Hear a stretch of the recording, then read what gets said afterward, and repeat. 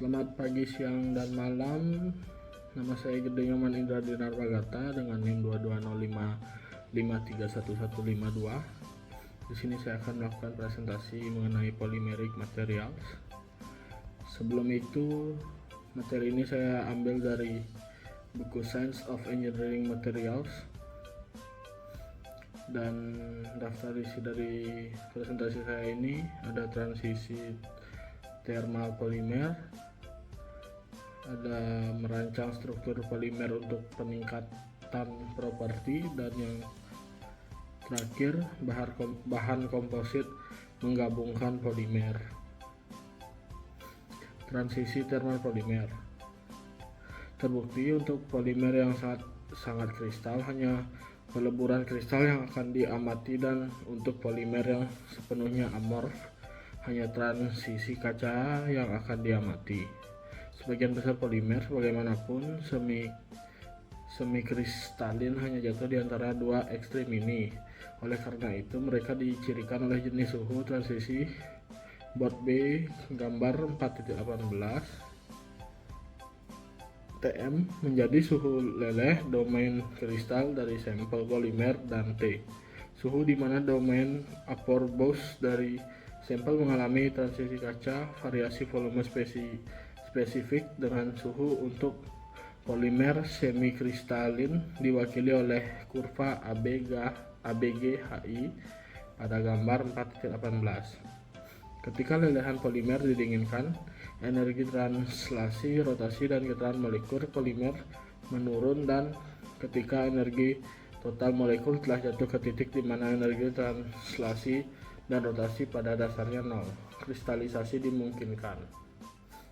Ini gambar 4.18, penentuan transisi kaca dan kristal suhu leleh dengan perubahan spesifik volume, skema daerah cair, skema I daerah cair, B cair dengan sedikit respon elastis, BE wilayah karet, EF wilayah kaca, GH kristalit dalam karet matriks, HI kristalit dalam matriks kaca, CD kristal padat. Merancang struktur polimer untuk peningkatan properti. 3 prinsip yang diterapkan untuk memberikan kekuatan dan ketahanan terhadap polimer adalah: 1. Kristalisasi, 2. Ikatan silang, dan yang 3. Peningkatan kekuatan yang melekat pada molekul polimer. Kombinasi dari 2 atau all dari 3 prinsip penguatan telah membentuk FTIC dalam mencapai berbagai sifat dengan polimer. Untuk polimer yang terdiri dari rantai fleksibel inherent, kristalisasi dan linking silang adalah satu-satunya cara untuk tersedia untuk meningkatkan sifat polimer. Faktor-faktor yang mempengaruhi kristalisasi polimer dan metode pengenalan hubungan silang antara molekul polimer telah dibahas dalam session sebelumnya. Prinsip penguatan ketiga dan yang relatif baru adalah kemungkinan rantai kekakuan. Dan ini ada gambar 4.19, prinsip dasar tag kristalisasi, ikatan silang, dan pengaku rantai untuk membuat polimer kuat dan tahan suhu diwakili di 3 sudut segitiga. Sisi dan pusat segitiga menunjukkan berbagai kombinasi prinsip. Kombinasi dari ketiga prinsip yang disebutkan di atas telah mengarah pada perkembangan produk baru dan menarik dengan sifat yang ditingkatkan. Komposit berdasarkan polimer tipe epoksi dan uretan dapat dikutip sebagai contoh. Dengan demikian, rantai polimer kaku dari jenis epoksi dan uretan dihubungkan silang oleh reaksi penyembuhan, sementara pengisi ditambahkan untuk menghasilkan kristalisasi yang setara. Bahan komposit menggabungkan polimer. Dengan menggabungkan 2 atau lebih bahan dengan sifat komplementer, bahan komposit seringkali dapat diproduksi yang lebih baik dari atau bahkan sangat berbeda dari komponen saja dalam hal kekuatan atau ketahanan terhadap panas atau kualitas yang diinginkan.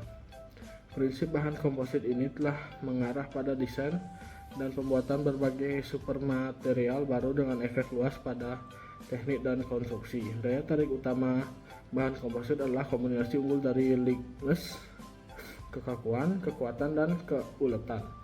Komponen bahan semacam itu mungkin termasuk dalam berbagai kelas bahan seperti logam, keramik, kacamata, dan polimer. Kombinasi kekuatan dan keuletan terbaik dapat dicapai dalam komposit yang terdiri dari komponen berserat yang tertanam dalam bahan matriks ulat. Dan ini ada video pembuatan ban. Beberapa contoh bahan komposit yang melibatkan polimer diberikan di bawah ini. 1. Backlit adalah resin fenolik yang diisi dengan pengisi yang digunakan untuk meningkatkan sifat-sifatnya dan juga untuk mengurangi biaya fillers. Yang umum digunakan adalah tepung kayu, kawanan kapas, kain cincang, asbes kaca, berserat, dan serat lainnya. Yang kedua, glass reinforced plastic atau GRP adalah komposit yang menggunakan serat kaca dalam bentuk roofing, untaian, cincang, dan tikar untuk memberikan kekuatan besar dan resin. Biasanya eksplosi atau polyester tak jenuh untuk mentransfer tekanan ke serat dan untuk mengurangi kerapuhan. Yang ketiga ada kayu itu sendiri adalah komposit alami terdiri dari serat polimer selulosa gin yang sangat kristal dalam matriks lignin yang merupakan pengikat alami non-karbohidrat untuk serat selulosa. Molekul selulosa berorientasi di sepanjang sumbu serat yang memberikan kekuatan maksimum ke arah itu. Kayu lapis adalah komposit yang terdiri dari veneer kayu tipis berbutir silang, yaitu ditempatkan pada pertarungan satu sama lain yang diikat dengan resin sintesis, biasanya fenol formaldehida atau resosinol formaldehida. Yang kelima, ban kendaraan adalah komposit yang mengandung tali anyaman, nilon atau rayon, penguatan untuk memperkuat karet. Yang keenam ada polimer seluler, juga disebut busa polimer, memiliki struktur sarang lebah yang mengandung sejumlah besar sel udara. Dengan resulni ini mereka memiliki cahaya luar biasa yang dikombinasikan dengan kekuatan. Tergantung pada jumlah polimer, persatuan volume, sifat lain yang berguna dari polimer berbusa adalah konduktivitas termalnya yang rendah karena kandungan gas yang tinggi. Beberapa plastik dibuat menjadi busa plastik, termasuk polyethylene, polistirena, polivinil klorida, polipropilen, poliuretan, selulosa asetat, resin velnox, resin urea, resin silikon, dan resin epoksi.